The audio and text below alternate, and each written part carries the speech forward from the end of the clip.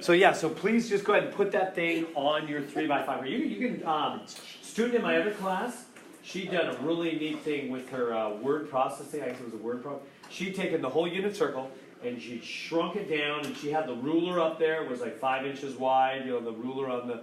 She knew more than I did about how to do the whole Microsoft Word thing, and she'd shrunk it down, and then the part down below, she typed in all of her formulas. She was just going to fold it, and that was going to be her card. Do whatever you want to do, But you can just write it on your card. Yeah, but yeah, I think the exercise of actually writing it is beneficial. All those studies that say what we write sticks in our brain. Yeah. So anyway. I wrote it. I just finished it. Yeah. So whatever works for you, somehow have it with you, though. It's absolutely essential, right? Want to have that 3x5 card. Want to have that unit circle. So sine of 11 pi over 6. Let's find it. 11 pi over 6. How does it work? The first one is cosine. The second one is sine, right? On the unit circle. So the second one is sine. So sine of minus a half. So that's it. It's minus a half. We're done. That's all there is to it. This will be your favorite section. Yeah. I think it'll be a lot easier than 1.3. It's good. You can focus on the practice exam. Okay. So I'm going to move on. They want tangent of 5 pi over 3. So this is question number, I don't know, what number is it? 4. Question number 4. They want tangent of 5 pi over 3.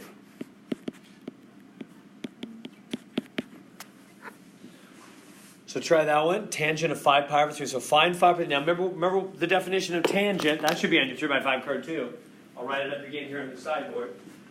It's a real important one. So what does tangent equal? Sine over cosine. Yeah, tangent. Tangent is sine over cosine. Yeah, super useful. So we have the other one. Sine, cosine, tangent. So sine is the y value. Cosine is the x, tangent is y over x, and then we flip these three to be our cosecant, secant, and cotangent. All right, so you want to have all that on your 3x5 card for that test. Okay. So tangent 5 pi over 3. So we find 5 pi over 3 somewhere. Oh, there it is. 5 pi over 3. So this is cosine and sine. Good so far? Cosine and sine. So I find 5 pi over 3. Cosine. The only thing I don't like about this unit circle, you can do a different one online if you can find a better one. The best one I can find. My only complaint about this unit circle is it doesn't make the negatives very big. They're kind of hard to see. Otherwise, I think it's a perfect unit circle. If you printed it out, it might be different. What's that? If you printed it out, it might be darker. Okay. So there's cosine and sine. So tangent, then, is sine over cosine. So sine, negative root 3 over 2, over cosine, a half. So we have cosine over sine. We good to there? Good so far? And then what do we always do when we have a fraction over a fraction? Yeah, we take the one on the bottom and flip it, right? Because dividing is inverse multiplying. So I just grab that, flip it up, and so we get negative root 3 over 2 times 2 over 1. The 2's cancel.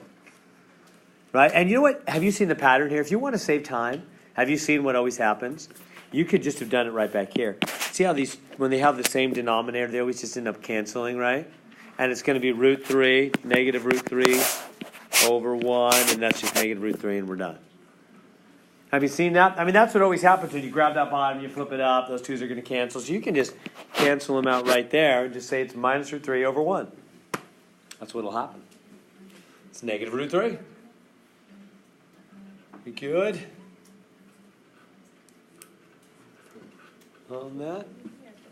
Questions I can answer? Is this happy? It's a good thing? All right, let me know if you want to talk more about it. At this point, they're going to give us some special rules that will allow us to not have to mess around with negatives in a trig function any longer. Let me show you what I mean. Cosine, if you put a negative angle inside of cosine, you can actually just make it vanish completely. And for sine, if you put a negative angle in sine, it'll come to the front. So it'll no longer be inside either. And for tangent, if you put a negative angle inside, so this is all for plugging negatives into sine or cosine or tangent, it'll also come out to the front. Because these two are called odd functions, and cosine is an even function.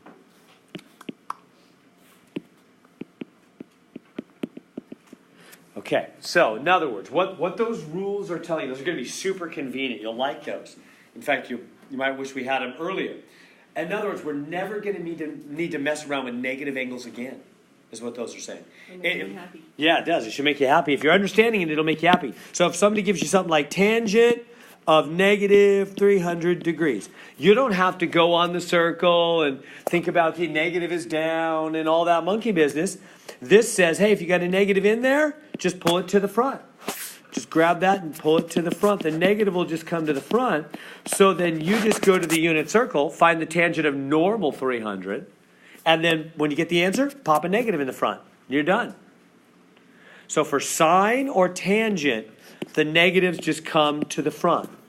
For cosine, it's even better. The negative just completely vanishes and it's positive. I'll give reasons why in a second. But first off, there's the facts. Cosine's what we call an even function. Negatives vanish. Sine and tangent, odd functions. The negatives come to the front. Makes them super nice to deal with. All well so far? So what this means is we're never going to have to deal with a negative angle again. Anytime they put negatives in the angle, we can get it out of there one way or the other. If it's sine or tangent, we get it out of there and put it in the front. If it's cosine, we get it out of there and throw it away. It's totally gone and the thing's positive. Now, why is that? Well, rather than why, let me give you the naming. Why do they call that an even function? Because that's the word they're going to use. Let me show you. When I put it in here. See, they're saying even or odd. Even or odd. What do they mean? Well, they mean, so like on this one here, let's do this problem, then I'll go back with some more explanation. So, they're giving me negative, let me write it a little bigger for you. Cosine of negative 11 pi over 6. So what am I going to do with that negative sign inside the cosine? Throw it away, right? All the negatives are going to come out. All negatives inside of a function are going to come out. This one's going to come out and just go away and be positive. And now just go to the unit circle, find 11 pi over 6, and grab the cosine. So let's go to the unit circle. I will do that.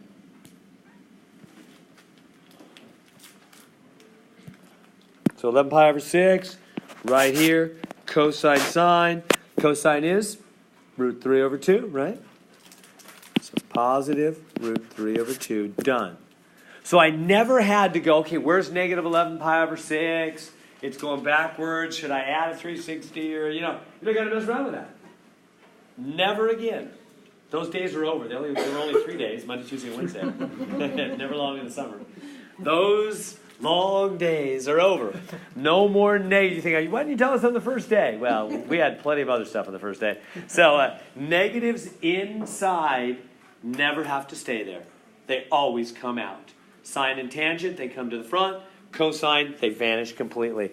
Now, why do we call this, go back to the names to help you remember the names. Why do we say this is even? Because it's like an even power. That's what cosine does. Think about it. If you have an even power, and you put a negative number in there, like negative 3 or whatever, what happens to that negative? What does that equal? Positive 9, huh? Negative to an even power just becomes positive. Well, that's what cosine does. Negative plugged into the parentheses becomes what? Positive, huh? That's why we call cosine even. We mean it's like an even power, like a 2 or a 4 power would do the same thing, right? An even amount of negative signs becomes positive, right?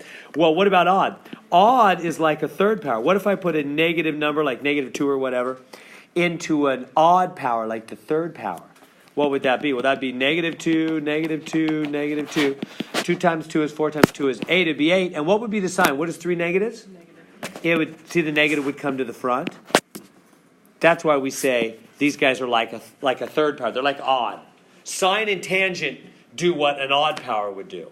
Third power, the negative would come out front. 3 negatives makes negative, doesn't it? But cosine does what an even power would do. Negative squared would be positive. So he's just positive. That's what we mean by those names. Even functions, odd functions. All right, so never have to deal with a negative plugged in ever again. They either come out to the front for sine and tangent, or they vanish completely for cosine. And by the way, that goes for their reciprocals. So whatever's true of cosine, what's his upside down? Secant. So it's going to be, say, secant, same thing. Negatives vanish. Whereas sine and tangent, they do the same thing. Cosecant and cotan will do what they do, which means negatives come to the front. Was there other questions? Yeah. So when we look at this on the graph on the unit circle, cosine, even if there's a negative, it stays positive, because if you invert it on the other side, it's on the first quadrant, so technically it would still be positive because every trigonometric function is positive in the first quadrant. Is that why? You're close to the explanation. You're very close. Yeah, you want me to tell you why? I'll tell you why. I wasn't really going to give too much information, but yeah, sounds good. Let's do it. Let's do it. So yeah, let's see. Why is that true? Why is that true? Well, think about cosine of like 30 degrees and cosine of minus 30. What you're saying, Annalena, is really close to right. It's basically it. You basically got it. It won't always end up in the first quadrant, though. That's my only hesitation. Otherwise, you got it. You got the idea for sure. You totally got the idea. Yeah, look at cosine 30. Where's cosine 30? Well, here's 30 degrees, right? Cosine is right there. Okay, look at now where's negative 30? Because that's up 30, right? Positive 30. So negative 30 is actually 330, same as 330, down 30. It's right there. See how cosine's the same? Let's say it more clearly. Why is cosine the same? What is cosine? Cosine is, what does it say over there? It's the x. X. Yeah, so cosine is how far over you are. Well, think about that. Oops, probably shouldn't have written all that. If you're, let me redraw that again, positive 30, negative 30. Yeah, either way, you're over the same amount, aren't you? You're over the same amount. So if you're up 30 or down 30, if you're the same angle, positive or negative, you're still over the same amount. That means if you plug a negative in there, it's going to be the same thing as if you plug a positive in there. Isn't it? Right. Okay, yeah, but you might say, if I was you, I'd be thinking, okay, I see it there. But what if you're like over at 150 or something? How's it going to work over there? If you're like at 150, that's 150, okay? And then, let me get rid of these guys. And you want to do like negative 150. So there's positive 150. Is the cosine of positive 150 the same as the cosine of negative 150? Yeah. So what's negative 150? 210. It's right to here, huh? That'd be negative 150. So do you see the cosine? Remember, the cosine is x. So if you make these triangles, back x, it's back root 3 over 2. Back root 3 over 2. Now, I hope that's not confusing. I mean, you're not thinking, wait a minute, sir, you told us it was always positive. No, when I put up, I don't probably seem that way. Yeah, it says it right there. Right there. You said it's always positive. Well, you got to be a little more careful, especially as you're moving into higher math now. You're going to move to pre-calc and calc. You want to realize that when a plus or a minus sign is on something that varies on a variable, that it doesn't mean the whole thing in the end is positive or negative. It just means it affects that variable that way. Right? So when I put a plus sign on cosine of theta, cosine of theta itself could be negative or could be positive. I mean, you just put an extra plus sign on the front of it. In other words, you don't change the sign of what cosine theta already comes out to be. Bless you. Is that too much sign? That's probably why I didn't want to totally go there. Do you understand what I'm saying? Like, for example, if I just give you x and I put a minus sign on there, probably before this class in algebra, like I wouldn't even go there with my algebra students. They're just not ready algebraically to think this deeply about things. But when I put a negative on x, up to now, I'd go, well, that's negative. That's negative. Really, it's not necessarily negative. Think, what do you mean? It's a negative sign. Well, yeah, if I put it on a number, if I go -7, that's negative. Yes, for sure. But when I put it on an x, I don't know what x is. What if x itself happens to be negative 3? Then it would be positive. Then that's actually positive 3. The fact is, I don't know. X is a variable. It varies. It could be positive, it could be negative. So as you're moving up, if you're going forward in math, pre-calc, calc, that kind of thing, you want to start thinking the true thought, that a negative on something that varies, a variable, doesn't mean the whole thing's negative in the end, necessarily. It means, what does it mean then? Well, how do you think of it? It's opposite of whatever x is. That's how you should think of it. So when you have a negative on x, you know what people say in higher math classes? They say opposite of x. You see, because if x is negative 3, it's positive 3. If x was positive 6, then that ends up being negative 6. It's opposite. That's what it really is. So when I write positive cos theta, well, let me do the tangent one and sine one first. If I write negative sine theta, that's not always negative, because theta is a variable. I don't know what theta is, and I don't know what sine of theta is. It's a variable. It's a letter. It varies. But this means opposite of whatever sine would normally come out to be. That's what that means. And when I put plus on the cosine of theta, like I did in that formula, right, it's not on the side where it's here, that means same as what cosine would normally be. That's how you want to think about it. It's opposite or same when it's on a letter or a variable. Make sense? So when I come back here and I say, okay, what is cosine normally? Negative? It's the same. That's what we're saying. When we say positive cos theta, we're saying same. It'll be the same. The positive angle, the negative angle, the cosine will always come out. Same sign, same everything. It'll be the same. That's what we're saying. Whereas with sine and tangent, let me show you how sine and tangent are opposite. Because let me just get a fresh screen here. That's what the formula says for sine and tangent. There it is. Okay, so think about, let's do sine of something like 30 degrees. Okay, and then let's do sine of negative 30. So here's 30. Sine is up, right? Sine's the y value. There it is. It's positive a half for positive 30 degrees. And for negative 30, you see it? Negative 30, what's the sign? It's down a half, isn't it? Opposite sign.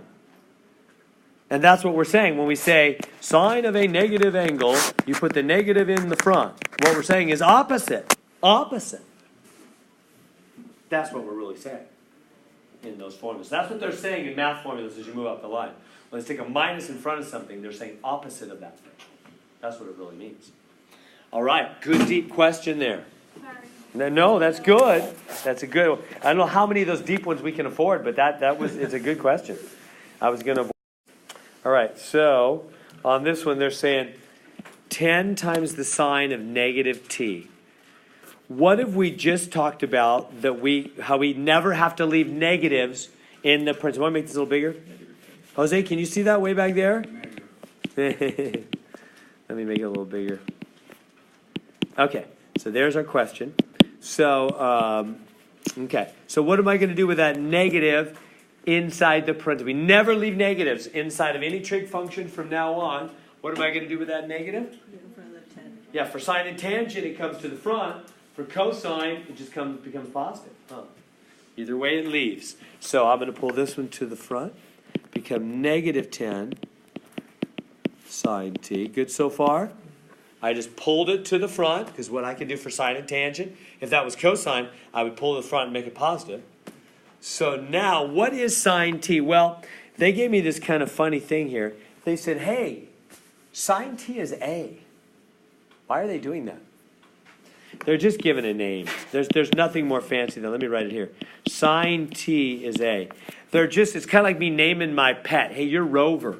From now on, you're Rover. I'm just giving it a name. So that there's nothing more profound than that happening. So that sine t, this right here, is now called a. And this right here is also a. They're just simply changing the name. They're saying, when you see sine t, now you call it a. Good so far? Yeah. So now we're doing an algebra thing. You remember from algebra how you do like terms? Minus 10a minus 1 more a. Minus 11a. There's the answer they want. Easy, right? Makes sense? They're just calling it by a new name. That's all they're doing. Just for fun. Yeah, Yeah, it's for later when you plug in things and complex things that it's getting you used to that. And we do a lot of that in math at times. We call something by a new name to do something with it, so you want to get used to that. That's what they're doing. The next one's more complicated. Yeah. Okay, so they got some kind of equation there for biorhythms. E equals sine pi over 18 times t. So E, I'm bringing it up here. E equals sine pi over 18 times t, like that. So basically, let's just use our calculator. First, say you don't need to read blah, blah, blah, blah, blah, all those words. They just say, hey, let's let t be, let's just jump down to part A. T is 63. So just take that formula, pop into 63, hit the buttons on your calculator. So E will equal sine pi over 18 times t. What's t? 63. So I just put in the place of t, 63. Hit the buttons. Does it come out -1? I think it comes out -1. I did it earlier this morning. How'd you get a negative E? Oh, that's not. Yeah, it looks like it. I was underlining the 63. Okay. Yeah, it's just regular E. Doesn't it come out -1? Okay. No, so working on it. So, now, we're going to do 7 halves. It's 3.5 pi. Yeah. Yeah, it's -1. Okay, so yeah. Is that a formula relevant to what's going to be on the test? No. That's sine. No, that's just, turning no. out right. They just made that up special. You don't have to know that for the test. You have to, I could give you some random formula to the test and be able to plug in, but I won't ask you, hey, what was that formula on number 18? No, you won't do that. But just, can you do just what we're doing in the homework? Can they hand you a formula, you plug in, hit the buttons in the calculator, and get that answer? Got to be in radian mode. This is all radians, isn't it? Yeah, that makes a difference. Right? Because how do you know this is radians?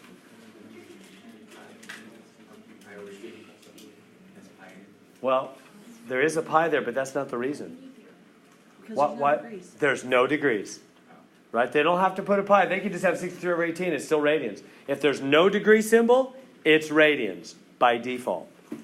Let that be your guide, because that's the true guide.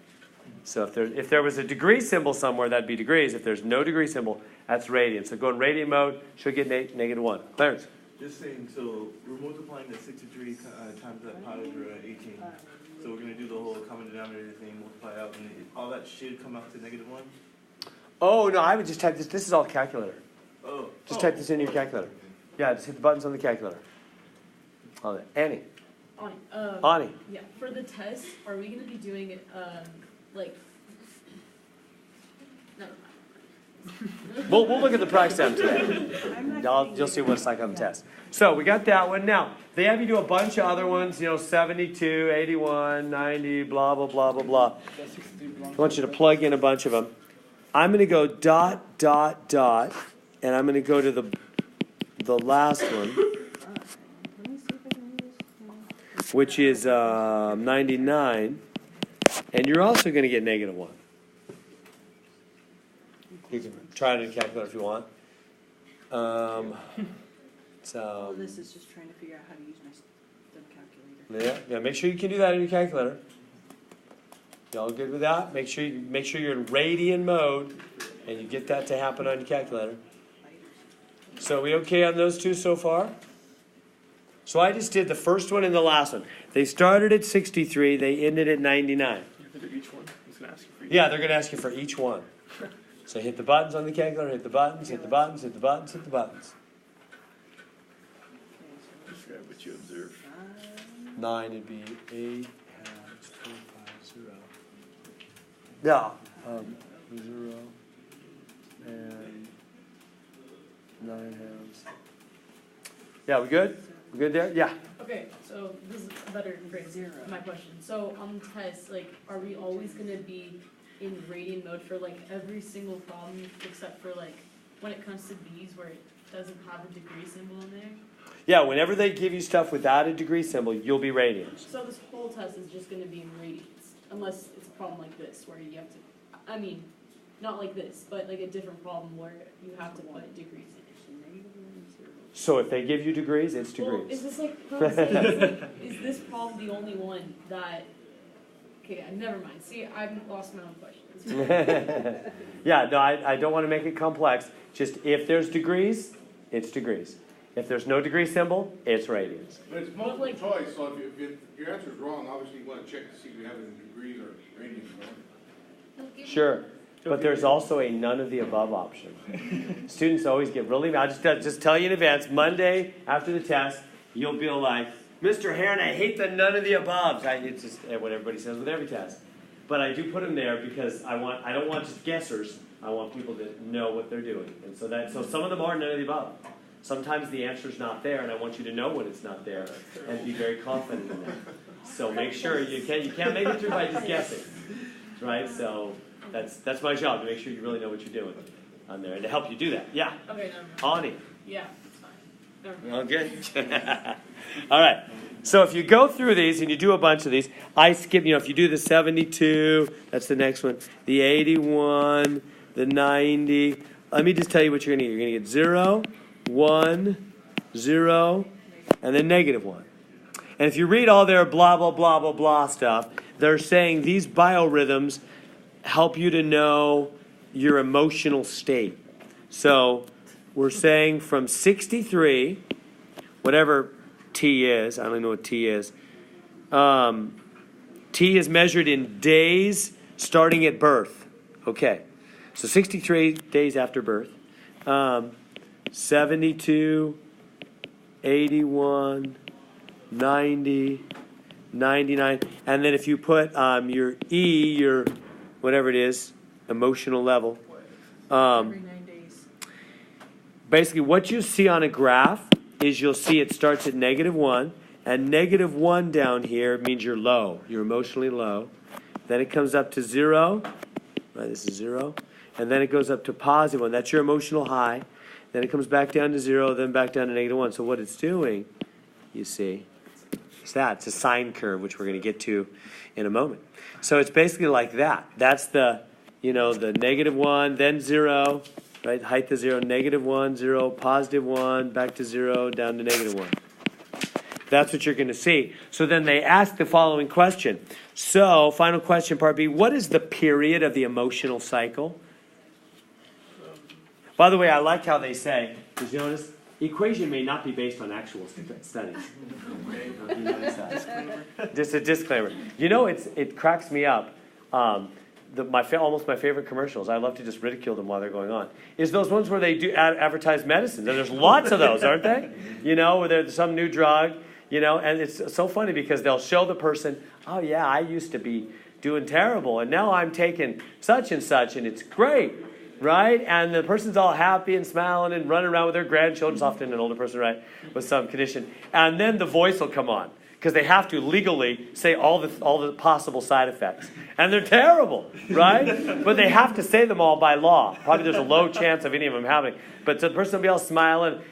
There's a chance that this could cause you to bleed out through your nose. Or or a chance of early death. And the person's all smiling, running around. It's so funny. So the equation may not be based on actual studies. So my favorite commercial. So anyway, final question. What is the period? What is the period of that function? It's the cycle. It's how long until it starts repeating itself again. Well, right here it was -1. It went high, back to low. And the rest is just going to keep doing that, right? So it's repeating itself from here to here. That's what we call the period, the cycle, how long it keeps repeating. So, how long is that? That's the period, the length of one cycle. From there to there, it just keeps repeating, right? This is same thing again, just keeps repeating. Low to high to low to high to low, right? So how many days is the full cycle, is one period? From 63 days to 99 days, huh? So the period, which is just question B, is what they're wanting. The period, the length of one cycle, is whatever 99 minus 63 is. Because it goes from day 63 to day 99. So what is that? 36 days. So the cycle is just over a month.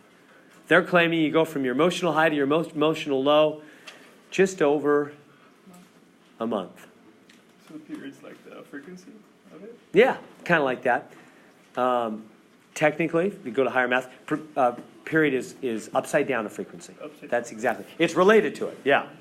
Right. Good on that? All right, let's go to